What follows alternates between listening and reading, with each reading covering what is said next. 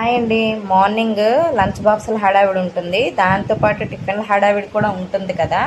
అదే టిఫిన్లోకి ఇడ్లీ కానీ దోశ కానీ అయితే పక్కాగా చట్నీ ఉండాలి.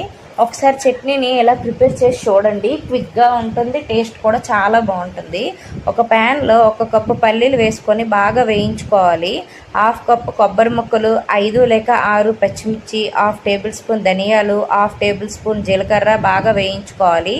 వేయించుకున్న తర్వాత 1/2 కప్పు వేపిన శనగపప్పుని 1 మినిట్ లో ఫ్లేమ్లో బాగా వేయించుకున్నాక మిక్సీ పట్టించుకున్నాక సాల్ట్ వేసుకొని బాగా కలుపుకోవాలి. అదే ప్యాన్లో ఆయిల్ వేసుకొని ఆవాలు, జీలకర్ర, పచ్చిమిర్చి, కరివేపాకు వేసుకొని పోపు బాగా వేయించుకున్నాక చట్నీలో వేసుకొని ఆ పోపు అనేది చట్నీలో బాగా మిక్స్ అయ్యేటట్టు కలుపుకోవాలి. కలుపుకున్నాక వేడి టిఫిన్లోకి చట్నీ చాలా టేస్ట్గా ఉంటుంది. నా వీడియో కానీ మీకు నచ్చినట్టయితే please do like, share, subscribe.